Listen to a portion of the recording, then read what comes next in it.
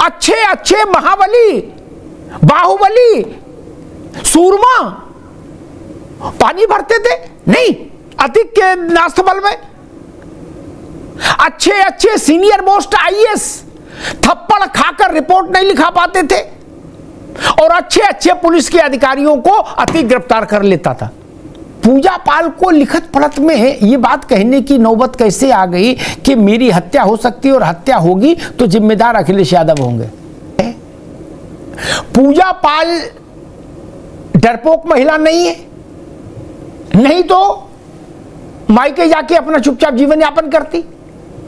वो योद्धा है, इससे देश में कोई इनकार नहीं कर सकता। वो योद्धा को भी इस वक्त ये लग रहा है कि समाजवादी पार्टी मेरी हत्या करा सकती है।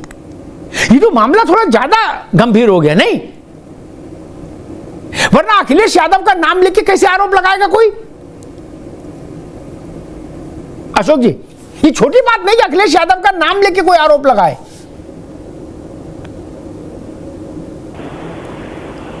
अमिताभ जी, मैं इसके पहले भी यही कह रहा था कि हत्याओं से राजनीतिक लाभ लेने की महारत हासिल है भारतीय जनता पार्टी के पास। तो इसके पहले भी जो भी कुछ इंसिडेंट है, अभी बताना ठीक नहीं है, उन सारे इंसिडेंट से भारतीय जनता पार्टी ने बखूबी लाभ उठाया, राजनीतिक लाभ उठाया। इसी को लेकर के हमारे राष्ट्रीय अध्यक्ष जी ने और हमारे प्रदेश अध्यक्ष जी ने गृह मंत्री जी को पत्र के माध्यम से डिमांड रखी कि उनकी हत्या कैसे हो सकती है, किससे हो सकती है, किससे खतरा है, इसकी जांच कराई जाए। और अगर कोई व्यक्ति मुख्यमंत्री के सानिध्य में रहकर अपने आप को असुरक्षित महसूस कर रहा है, तो मुख्यमंत्री जी और उनके सरकार का जो इकबाल है कानून का, उस इकबाल पर भी पूजा पाल सवाल खड़ा कर रही हैं कि अगर मुख्यमंत्री के संरक्षण में कोई विधायक अपने आप को असुरक्षित पा रहा है तो बहुत बड़ा प्रश्न चिन्ह खड़ा होता है मुख्यमंत्री जी के ऊपर। और तीसरी बात मैं कहूंगा, देखिए, एक 1983 में मूवी आई थी अंधा कानून, उसके गाने थे कि जितनी चाबी भरी राम ने उतना चले खिलौना।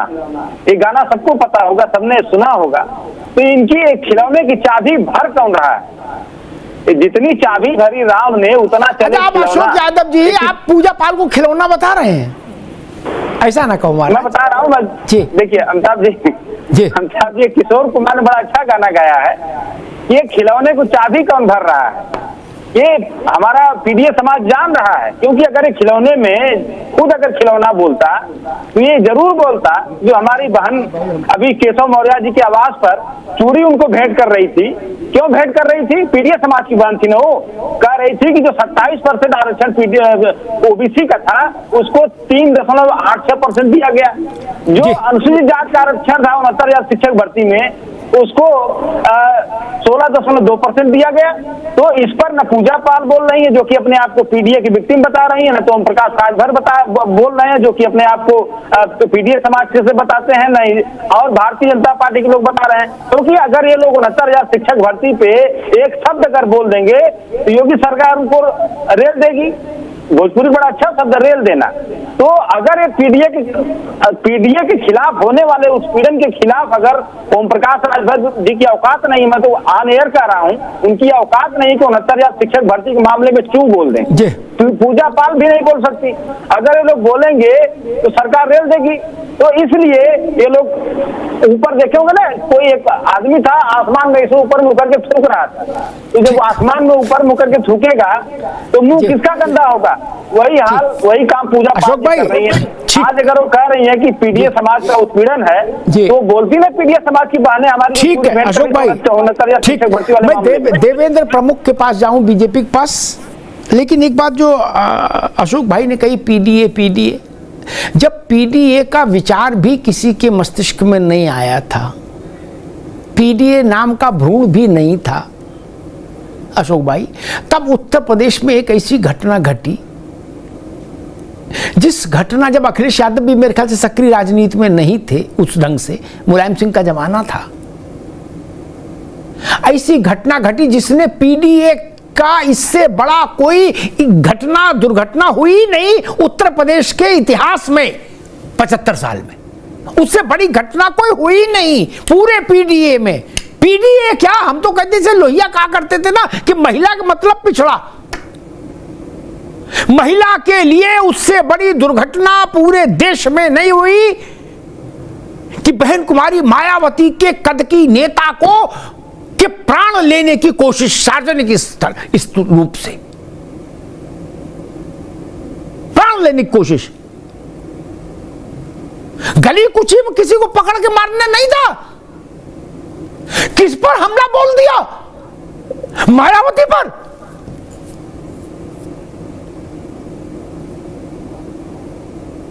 दलितों का उनसे बड़ा आइकॉनिक फेस कोई है क्या? और मायावती पीडीए में नहीं, पर पीडीए में कौन है? फिर क्या मतलब हुआ पीडीए का? उससे बड़ी दुर्घटना तो नहीं हुई ना मित्र। तब किसने किसकी चाबी भरी थी? तब खिलौना कौन था? कौन चाबी भर रहा था? मायावती ने कुछ लोगों का नाम लिया था कि ये लोग समय पर नहीं आते, तो समाजवादी पार्टी के उन्होंने दूसरा शब्द इस्तेमाल किया था कि मुझे मार देते। इसलिए मैं कह रहा हूं कि विषय गंभीर है, इसको उसी गंभीरता से हमको समझना चाहिए। अगर हम ये मान लेंगे कि भाई ये तो खिलौना है, तो फिर महिला के साथ न्याय नहीं होगा। पीडीए की है नहीं है, इससे कोई बहुत फर्क नहीं पड़ता। महिला महिला है, वो असवर्ण वर्ग की हो तो क्या कम मतलब उसके साथ मारपीट करने की आजादी है? नहीं ना। बोले पीडीए की तभी नहीं, नहीं, महिला महिला है। मैं लोहिया के सिद्धांत को मानता हूं कि महिला तो अपने आप में पिछड़ी है, उसके लिए पिछड़ी जात का क्या मतलब। खैर, मायावती जी के साथ जो हुआ उसका ग्रहण आप लोगों को लंबे समय तक प्रभावित करता रहा। फिर खैर अखिलेश जी ने गलती सुधारी, गठबंधन हुआ, फिर गठबंधन टूटा। लेकिन वो विषय ऐसा है कि गाहे बगाहे आपके ऊपर चस्पा हो ही जाता। बहन जी वाला गेस्ट हाउस कांड, वो पूरी तरीके से निपटा नहीं, उसमें एनओसी मिली नहीं, ये पूजा पाल का मसला हो गया। विषय ये नहीं है कि पूजा पाल अभी कितनी महत्वपूर्ण नेता हैं। विषय ये है कि क्या कोई सिटिंग एमएलए समाजवादी पार्टी के राष्ट्रीय अध्यक्ष पर लिखत पढ़त में ये सार्वजनिक मंच पर फोरम पर ये आरोप लगा रहा है कि मेरी हत्या होगी तो ये जिम्मेदार होंगे। इसलिए ये विषय बहस डिजर्व करने लगता है। अशोक जी, लेकिन वो कहती कि हमारे गांव के कल्लू भैया से खतरा है हमको, कतई डिबेट नहीं होती। वो दरोगा के लेवल का मामला है, कल्लू भैया को पकड़ो, जाके 4 डंडे मारो। लेकिन जिसका नाम लिया वो चेहरा बड़ा है ना, इसलिए ये बहस बड़ी हो गई।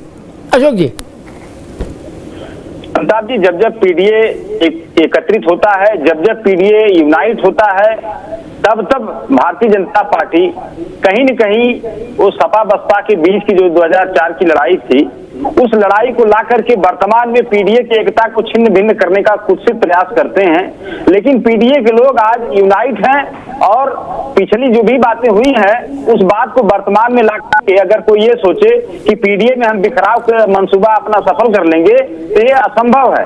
आज पूरा पीडीए समाज राष्ट्रीय अध्यक्ष के नेतृत्व में एकत्रित है और मांग कर रहा है कि हमें हमारी भागीदारी चाहिए। और जो बात आप कह रहे हैं, जब बसपा सपा का गठबंधन 2019 में हुआ तो बहन जी ने उस सारी बातों को गंगा जी में प्रवाहित कर दिया और वो बातों को प्रवाहित करके सहर्ष सपा के साथ आई बहन जी। हम लोग उनका सम्मान आज भी करते हैं, हमेशा करते रहेंगे। तीसरी बात मैं कहूंगा, अभी नावेद भाई ने मैं उनको थैंक यू कहूंगा कि उन्होंने जो अपना विश्लेषण बताया लास्ट में कि बसपा के टिकट का निर्धारण भाजपा करेगी, एक टीम और मतलब सबसे ऊपर वाला जो जीतने वाला होगा भाजपा लड़ाएगी, जो कम जीतने वाला उसको बसपा के टिकट से भाजपा लड़ाएगी। तो ये कम से कम पीडीए समाज को इस बात को आज कम से कम नावेद भाई ने उजागर किया कि हमें बसपा से भी सतर्क रहना है। और तीसरी बात मैं कहूंगा कि आप जो बातें कही कि हमारे राष्ट्रीय अध्यक्ष जी के ऊपर आरोप लगा रही है, देखिए हमारे यहाँ गांव देहात में कहावत है कि राजनीति में अगर जिंदा रहना है तो चर्चा, पर्चा और खर्चा, 3 चीज की जरूरत होती है। तो पूजा पाल को अगर राजनीति में जिंदा रहना है तो उनको एक पॉलिटिकल स्टंटबाजी भी करनी पड़ेगी। अब पॉलिटिकल स्टंटबाजी किसी छोटे मोटे चेहरे पे अगर वो गेम करेंगी तो हो नहीं पाएगा। तो फिर वही हमारे राष्ट्रीय जी के ऊपर कुछ न कुछ ऐसे बात कहेंगी ताकि मीडिया की हाइप उनको मिले और लोगों के बीच चर्चा के विषय बनी रहे और उनकी रेलिवेंसी बनी रहे। उनकी रेलिवेंसी अगर वो राष्ट्रीय जी के ऊपर आरोप नहीं लगाएंगे तो उनकी रेलिवेंसी नहीं साबित हो पाएगी। तो अपने आप को रेलिवेंट बनाने के लिए पॉलिटिक्स में लगातार इस तरह का प्रयास कर रही हैं। लेकिन पीडीए समाज 69,000 शिक्षक भर्ती में आज भी पीडीए का ठीक है ओबीसी का अशोक भाई, ठीक है मैं दयाराम भार्गव के पास चलूं। शुरुआत पहली बार में अशोक भाई ने कहा था कि कोई शिक्षक भर्ती में आरक्षण पर बोल देगा तो किसी की औकात नहीं है, वो मार दिया जाएगा, भगा दिया जाएगा, बर्बाद हो कर दिया जाएगा टाइप पे कुछ उन्होंने बड़ी उत्तेजना में बात कही थी। मुझे 2-3 वक्तव्य याद आते हैं। केशव जी ने इस पर टिप्पणी की थी सार्वजनिक तौर पर आरक्षण पर। ये अशोक जी को नहीं याद होगा, मुझे याद रहता। मेरी अंदर सबसे बड़ी गलत बात ही है कि मैं भूलता नहीं। जो एक घटना मेरे सामने एक बार घट गई वो मेरे दिमाग में फिर हमेशा के लिए पैबस्त हो गई। अनुप्रिया पटेल ने चिट्ठी लिखी थी, अशोक भाई सुन लीजिएगा, वो आईजीटी मंत्री हैं। आशीष पटेल ने कहा चिट्ठी लिखी थी, वो भी आईजीटी है। राजभर ने कहा था, राजभर आईजीटी है। निषाद संजय बोले थे, संजय चश्मा लगा के अभी तक मंत्री हैं। आप कहां बता रहे थे कि नहीं सब लोगों को तुम जेल भेज देंगे भाजपा वाले अगर ऐसा बोल देंगे ये लोग। ये तो सब गुलगुले खा रहे बोलने के बाद भी और ऊपर से दूध पी रहे। गुलगुले खा रहे पहले, फिर दूध पी रहे, आनंद ले रहे। आप भी गड़बड़ कर देते हो कई बार अशोक भाई। और दूसरी बात मैं कहूंगा कि आ रहे हैं दयाराम भाई आपके पास कि मायावती जी से बड़ा पीडीए का कौन आदि चेहरा होगा? कोई दूसरा होगा क्या? मायावती जी जिस परिवार से उठकर आई हैं अशोक भाई, आपने नहीं देखा होगा, मैंने देखा है उनके परिवार को। बहुत कम लोग यहां बैठे इनमें शायद ही कोई दावा करे कि मैंने मायावती जी के परिवार को देखा है।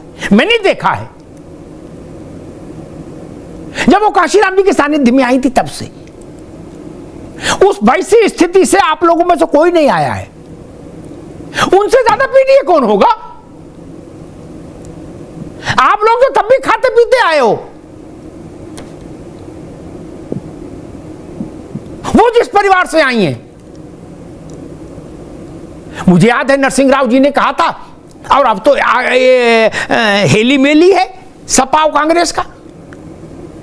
राव साहब वॉशिंगटन में थे जब रात में 3 बजे मायावती जी ने शपथ ली, तो वहां वॉशिंगटन में लोगों ने पूछा, पत्रकारों ने, नावेद भाई भारत के प्रधानमंत्री से, तो मुझे उनका शब्द याद है, उन्होंने कहा था कि ये लोकतंत्र का चमत्कार है भारत में, मिरेकल ऑफ डेमोक्रेसी, मायावती का ओथ लेना। मायावती भी पीडीए है, पूजा पाल भी पीडीए है, इसलिए ये बात ध्यान रखिए। दयाराम भार्गव जी, मैं तो कम पढ़ा लिखा आदमी हूं, इसलिए मोटी बात समझ पाता हूं, और मोटी बात कोई खूंटे की तरह गाड़ के बैठता उसी को पकड़ के। नावेद भाई बाकी सब कहानी है कि पेशे लेखपाल की नौकरी निकली, उसमें क्षैतिज आरक्षण था कि ऊर्ध्वगामी आरक्षण था, और हाई कोर्ट ने क्या कहा और फलाने ने क्या कहा, उतना दिमाग तो है नहीं मेरे पास। मैं मोटी बातें जानता हूं। समाजवादी पार्टी को सब 2 महत्वपूर्ण पदों पर निर्वाचन करने, मनोनयन करने का अधिकार हासिल रहा जन्म से। मेरी बात गंभीरता सुनिएगा अशोक भाई। एक राष्ट्रीय अध्यक्ष पार्टी का, और एक जब सरकार बने तो मुख्यमंत्री, ठीक। बाकी सब छोटी कुर्सियां हैं। नरेश उत्तम पटेल बैठे कि श्याम लाल पाल बैठे, कोई बहुत फर्क नहीं। नावेद गलत तो नहीं कह रहा, गलत कहूं टोक दीजिएगा। जो अनीत कछु भाकऊ भाई तो मोहि बरजियो भय बिसराई, राम ने कहा। 2 बड़े पद थे, सर्वशक्ति संपन्न पद 2, राष्ट्रीय अध्यक्ष पार्टी का और 4 बार मुख्यमंत्री का आसन। था कि नहीं था? इन सर्वोच्च पदों पर 650 जातियां और उपजातियां हैं महत्वपूर्ण पिछड़ों में। क्या हमने लॉटरी निकाली? क्या हमने ये देखा कि अब इनको हो गया, आप दूसरे को भी अवसर दो? अरे छोटी जातियां छोड़ दो, 650 लोग कहेंगे अमिताभ जी ने इतना लंबा आंकड़ा बता दिया, को राजनीति भी करनी। 8-10 जातियां तो है ना पिछड़ों की बड़ी, उसमें तो कोई इनकार नहीं कर सकता। वो तो को हमारे साथ वो राजभर जी नहीं वो अब तक 100 जातियां तो बिना सांस लिए गिना दिए होते टीवी पे, वो तो इतने सिद्धस्त हैं। लेकिन फिर भी लोधी है, कुर्मी है ना, कुछ महत्वपूर्ण जातियां जिनकी संख्या भी अच्छी है। इन 2 पदों पर कोई बैठा, बाकी कहां कहां बैठा वो बहुत महत्वपूर्ण नहीं, इन 2 पदों पर कोई बैठा, ये महत्वपूर्ण है। एक आदिवासी है, एक पिछड़ा है, एक पिछड़ों में एक वर्ग से है, दूसरा पिछड़ों में दूसरे वर्ग से है, केंद्र में एक रेनबो दिखता है ना। पिछड़ों में भी जातियों का प्रतिनिधित्व अलग अलग हो रहा है कि भाई ठीक है इनको मिल चुका लड्डू, बोलो तुम साइड हो, दूसरे को लाओ, जो पीछे है उसको तो तुम आओ। ऐसा नहीं कि चौराहे पर लड्डू का डब्बा खोला और जो 4 लोग आगे हैं वही बार बार हर बार डब्बा नया आता, वही 4 लोग खा लेते हैं, पीछे वाले अभी तक चूरा भी नहीं मिला। ये जातियों को चूरा भी नहीं मिलेगा तो फिर विद्रोह हो जाएगा। फिर आप पॉलिटिकल थ्योरी कोई बना दो, उसका नाम कुछ भी दे दो। मायावती यूं ही नहीं आई ना। आज बसपा की क्या स्थिति छोड़िए, लेकिन मायावती जी इसलिए आई क्योंकि कांग्रेस ने जगजीवन राम जैसे नेता को खड़ा तो किया लेकिन दलितों के साथ न्याय नहीं किया, इसलिए मायावती खड़ी हो गई, काशीराम खड़े हो गए। उन्होंने कहा ये तो जगजीवन राम को जेब में रख के घूम रहे कांग्रेसी है, उनकी कौन सुन रहा। तो काशीराम ने कहा कि हमको वो व्यवस्था चाहिए जिसमें मास्टर की हमारे पास हो, गुरु किल्ली मास्टर की, और उन्होंने वो करके दिखाया। उत्तर प्रदेश में तो कर ही दिया। बहन जी की पालकी सबने उठाई, किसने नहीं उठाई? नावेद बाबू गलत कह रहा हूं? बहन जी की पालकी सबने उठाई और दंडवत होके उठाई, दंडवत। अशोक जी की पार्टी भी उससे अछूती नहीं है। भाजपा ने उठाई, कांग्रेस ने उठाई, सपा ने भी उठाई। हरि बोल हरि बोल हरि बोल। उठाई कि नहीं उठाई अशोक जी? हैं? और दुखवा कहां से कहूं मेरी सजनी, आप तीनों किससे किससे अपना दुख कह सकते हो? सब उसी दुख के दुखी रहे, क्योंकि बहन जी का तो तेवर कभी बदला ही नहीं। और एक विषय और महत्वपूर्ण है कि पूजा पाल पर यह जस्टिफिकेशन नहीं चलेगा कि पूजा पाल को राजनीति में जिंदा रहना है इसलिए वो अखिलेश जी का नाम ले रही। हो सकता है तिरंजना कर दी हो, लेकिन पूजा पाल समाजवादी पार्टी का क्रिएशन नहीं है। मैं शिवपाल जी को सुन रहा था कि 2 वोट को तरस जाएंगी। अरे आपने विधायक बनाया था इसको, पहली बार नहीं ना, आपके खिलाफ जीत के आई थी भाई, कृपा से थोड़ी ना आई है। और जिस बात की ओर नावेद भाई इशारा कर रहे थे, वो एक गाना था ना, अशोक भाई को गाने स्मरण रहते इसलिए उनके संज्ञान उनको समर्पित करता हूं। तू जहां जहां चलेगा मेरा साया साथ होगा। वैसे मैं कह रहा हूं पूजा जहां जहां जाएगी अतीक का साया जिंदा होता जाएगा, ये जान लो।